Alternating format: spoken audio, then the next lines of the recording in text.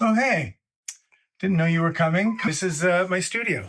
Let me give you a little tour, yeah? I built this space about 3 years ago. We're in Topanga Canyon in California. It's just outside of Los Angeles. It's sort of kind of sectioned off into zones, if you will. This is where I keep all my vintage and modular gear. ARP 2600, it's an original vintage ARP 2600 from the 70s, and it feeds into a little patch bay along with my Roland Jupiter 8. It's an original Jupiter 8, although I did have it modified many years ago, so it actually has MIDI in on it. I have an original Mini Moog I got a few years ago.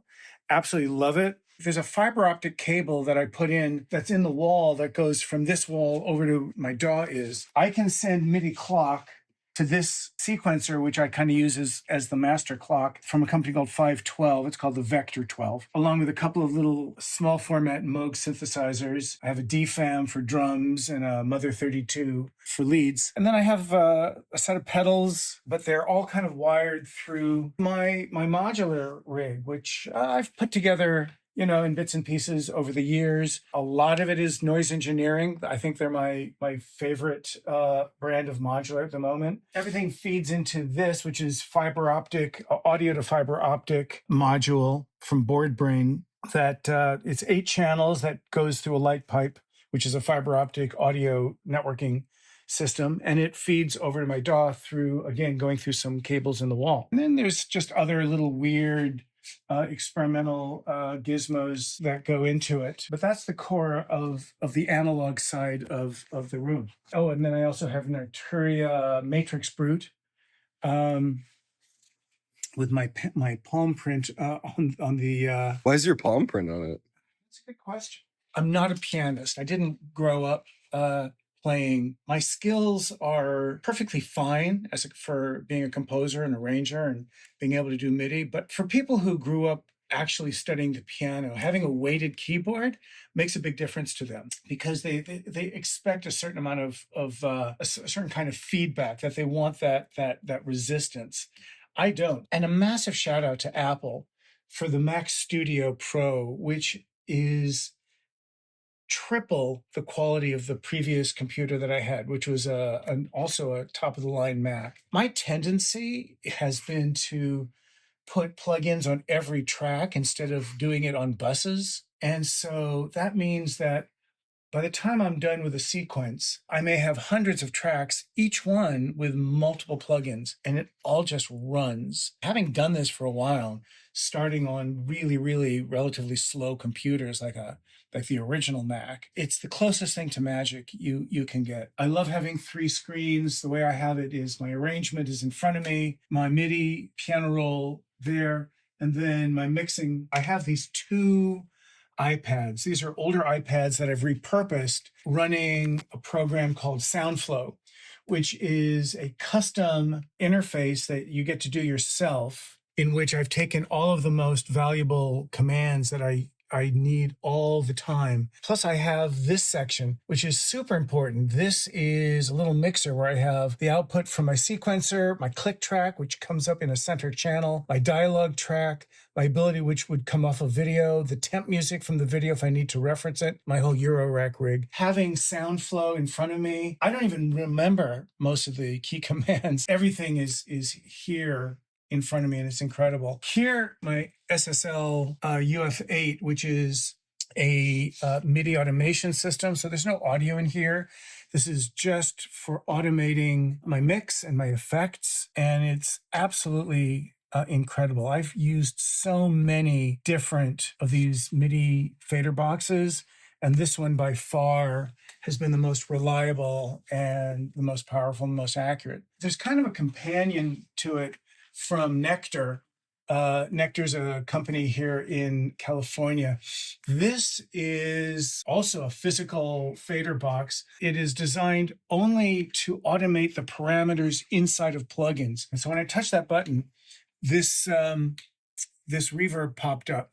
And the name of the reverb shows up here. So if I want to control the reverb early reflections, it's this knob right here, and there it goes. So it's that simple. Controlling things. That's my desk interface that I've had for a few years now. called the Fireface. We built a little patch bay, which is actually, there's all these analog plugs on the back of the RME. I have two Roland Super Jupiters, the MKS 80. In many ways, I feel like the Roland Super Jupiter is the pinnacle of everything Roland did in analog synthesis. It takes everything in the Jupiter 8 and adds quite a bit more, but now it has full velocity sensitivity. It has far better MIDI from this physical control. And even these can go into Logic and control and playback MIDI that would control any parameter. So I absolutely adore this machine. So that's my desk. And then over here is grand piano. It's a Yamaha grand piano. And it's And over here is a dog. Studio dog. Then over on this side of the studio, first of all, I have a grand piano. This is a Yamaha disc clavier, which means it has MIDI in and out. So performances done on the keyboard can go into Logic and vice versa. It actually can take MIDI from my DAW and play the piano. The keys move, it's kind of magical.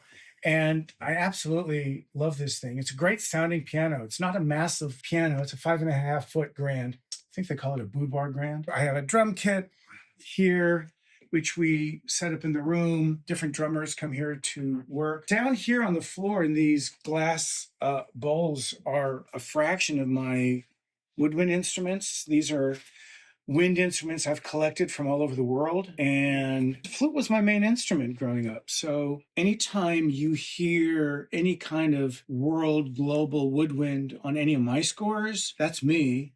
And then I've played, you can hear me on some of Hans Zimmer scores and a few other scores that have global woodwinds. A few guitars that I have and an electric cello. That's a gong that I brought back from a trip I took to Bali where I went around the country recording the music from various villages.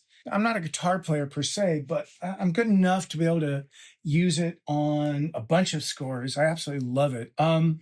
In terms of the room itself, there's a couple other things that are, I think, worth pointing out. For the room itself, there's a few things to point out because we tried to build this studio with a lot of intent. Behind these blue fabric panels are sound absorption, except here in these corners, this is a bass trap. You can't see it. It's covered up in the same material. More absorption behind that Indian print that I put up there. It's a bass trap on the other side, and then it's absorption there. If you can look up, partial absorption on the ceiling over my head.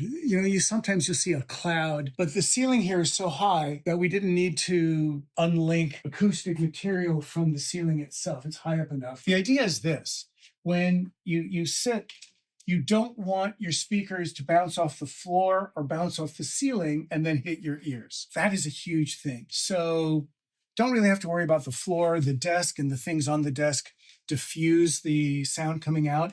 They're pointed directly at me. They're slightly above ear level because I needed them above the monitors. So I raised them up and then tipped them down so they are pointing exactly at my head level. And then I have a small center channel that I only use for click and dialogue when I'm monitoring and listening to a mix. By the way, another huge shout out to PSI. PSI is a Swiss company making easily some of the most badass speakers. I've had so many speakers, and there are amazing speakers.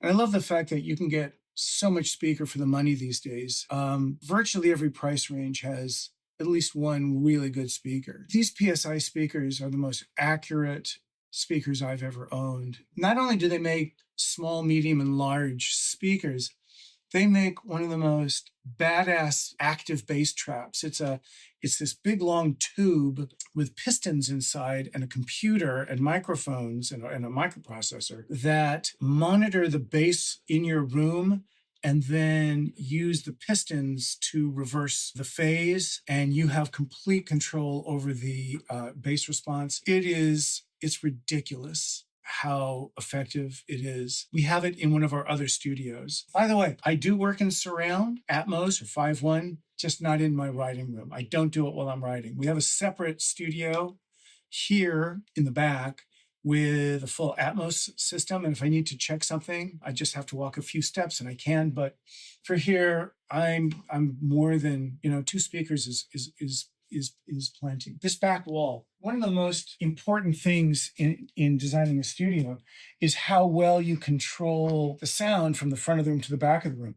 It used to be that where if I'm sitting up in the front, what I hear is radically different than if somebody sits in the back. So I've had these experiences of having a producer or director come over, and I play them in cue, and I'm sitting up there, and I'll go, well, what do you think? And they'll say, well, geez, the bass is like screaming loud. And that's because of how sound comes off the back wall of a studio. So this back wall, it's not absorbent, it's not reflective. So this is a diffusing wall. And the sound hits it. And because of all these different angles, it scatters the sound. So diffusion means that they're scattering the sound. The gaps in between these boards was calculated to be the exact right frequency of sound that's the most prevalent sound that would cause the most problems in this room. So they did a really detailed analysis with a laser measuring system and formulas that I don't understand. These spaces are actually tuned to where the biggest problem would be, and it eliminates it.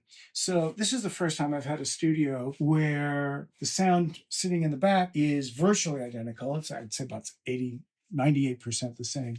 Overall, it also makes sure that we don't get pings and echoes and what are called standing waves, which is a wave whose cycle length is identical to any of the walls, the distance between the walls in a studio. That's bad. This prevents those standing waves from propagating, from building and building and building. That's my studio. Appreciate you coming by to check it out. At some point, I'll take you on a nice deep dive into the software that I've been using, the plugins and the DAW, and how some of the ways that I've been using it to create a sound that is, I think, my sound. We'll do that on another video. But thanks again for coming, and hope you enjoyed the tour.